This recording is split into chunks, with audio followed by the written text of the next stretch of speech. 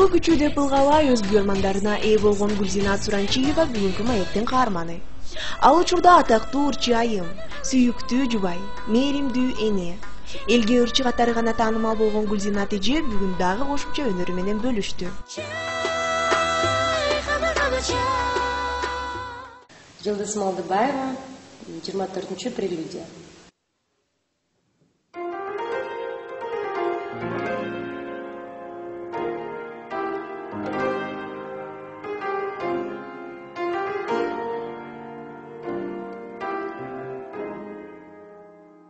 Дал ушул фортепиано ырчы айымды алгачкы жолу сахнага алып чыккан.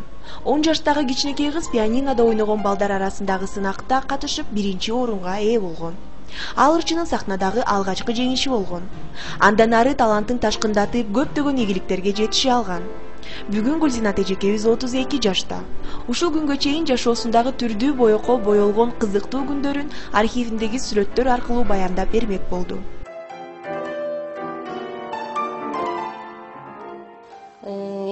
Эң бала кезимден баштасам, бул биринчи сүрөтүм экен. Мен чынын айтсам, бала кезимдеги сүрөттөрүм абдан аз экен да. Ушу силер мага чалгандан кийин үйдөн карасам, апама да чалдым. Апа үйдөгү сүрөттөрүм десем, о үйдө деле аз дейт да. Бул сүрөт мен бир 2 жаштагы кезим экен. Ал кезде өзүң билесиң, ата-энелерибиз азыркыдай биз бассак турсак сүрөткө түшүп дегендей балдарыбызды да басса турса сүрөткө тартат эмеспизби? Ал кезде болсо майрамда гана ата-энебиз фотосалонго апарып, балдар өздөрү да биз менен чогуу сүрөткө түшүп, балдарын өзүнчө сүрөткө түшүрчү да. Ошондой бир сүрөттөрүбүздүн бири окшойт. Сиздин жолуңузду жолдоп ырчы болгондор барбы арасында бир туугандарыңыздын? Менин бир туугандарымдын арасында эмес, деги эле биздин туугандардын ичинде да, деги эле биздин тукумубузда ырчы болгон эмес. Бул сүрөттө болсо мен уже 1-класста окуп калган кезим экен. Өзүң байкап турасың, бул жерде бантик тагынып, жанымда апам турат. Апамдын ушунчалык жаш, суп-сулуу болуп турган жаштык кези экен. Улуу эжемдин сүрөтү. Бул дагы ошол Пржевальск шаарынан эле биз бир фотосалонго барып түшкөн сүрөтүбүз. Ал эми мектепте окуп жүргөндө мен абдан, кандай десем, активистка болчумун, жакшы окуучумун. 1-класстан баштап 11-класска чейин мектепти 5ке окуп бүтүрдүм. Анан музыкалык мектепте окудум, ал жерде да 5ке бүтүрдүм. Бул эми кийинки сүрөттө болсо, өзүң байкап турасың, айылдын бир кашары, кашаага чыгып туруп, бурчуна отуруп туруп, ушундай позаны алып туруп сүрөткө түшүп турдум да. Могу шапкемде абдан эсимде бар. Бул болсо менин апамдын сүрөтү, азыркы кезиндеги сүрөтү. Мына апам Каракол шаарындагы областтык больницада материалдык бухгалтер болуп иштейт. Көп жылдан бери ошол жерде иштейт.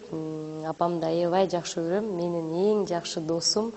Менин, кандай десем, кандай убакытта болбосо дагы, кайсы өлкөдө болбосом дагы эң биринчи апам менен сүйлөшүп турам. Ушунчалык сырдашпыз апама, экөөбүз бири-бирибизге сырыбызды айтабыз.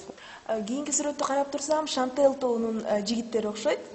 Бул жакта уже чоңоюп калган кезиңиз экен. Туура айтасың, бул сүрөттө чынында Шантел тоон түзүп, биз кандайдыр бир популярдык пикке жетип, өзүбүздүн ошо Шантел тоо менен ошол кезде бир жакшы клип тарттырып, ошол маалда түшкөн сүрөтүбүз болчу. Ар бир инсан үчүн үйлөнүү той жашоосундагы эң негизги учурлардын бири. Ал эми айым үчүн бул күн өтө маанилүү. Ушинтип Гүлзинат эже да үйлөнүү тоюндагы сүрөттөрүн жылмаюу менен көрсөтүп, тоюбуз көз алдымда кечээ болгондой эле турат дейт.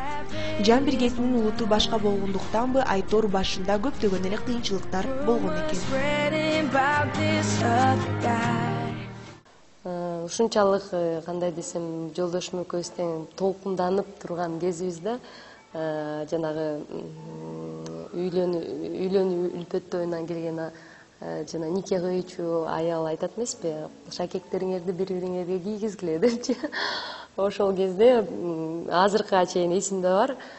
Жолдошум мага шакекти тагынып атканда ушунчалык толкунданып, колум титиреп турган кези болчу да, денең чымырап. Сизге каршы болбоптурбу? Неге сен башка улуттагы кызды жубай катары аласың деп? Туура айтасың, мен кайын журтумдагы башында каршы болушкан, анткени негизи менин жолдошумдун алардын дагы тугумунда эч ким башка улуттун өкүлүн албаптыр да эч качанчы. Ошон үчүн алардын менин жолдошумдун ата энесине дагы бир өзүнчө шок болгон. Бирок ага карабастан алар деле кандай десем более демократичный карашып бул нерсеге 2 жаштын кандай десем тандоосун мейли макул деп ошондой бир чечимге келишкен. Бул сүрөттө болсо мен боюмда бар кезим ай күнүмө жетип бир 8,5-9 ай болуп калган кезим экен. Ошол кезде менин туулган күнүм болуп, жолдошум мени бир кафеге апарып, ошол жерде туулганым күнүмдү өткөргөм. Ошондо түшкөн сүрөтүбүз. 25 жашында наристелүү болгон ырчы айымдын кызы Рузанна учурда мектепте окуйт. Андан сырткары Гүлзинат өзү сабак берген музыкалык окуу жайында скрипка бөлүмүндө билим алып жатканын айтат. Ырчы болуу өтө эле оор кесип, бирок кызым да келечекте ушундай максат койсо сөзсүз жардам берем. Акыры таланты бар тышта калбайт дейт Гүлзинат Суранчиева.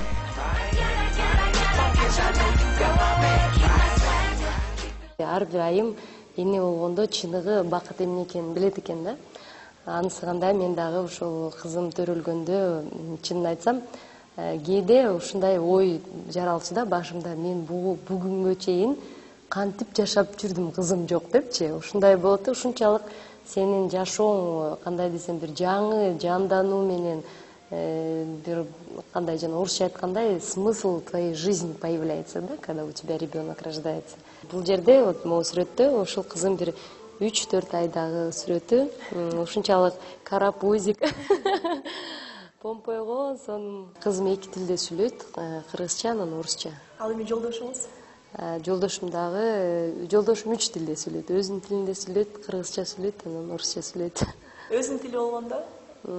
Азербайджанча сүйлөйт. Сиз ырчысыз, андан сырткары музыкалык окуу жайларында сабак берет экенсиз. Ал эми жолдошуңуз эмне менен алектенет? Менин жолдошум милицияда иштейт. Өзү званиясы старший лейтенант, бирок эми алардын жумушун айткан болбойт.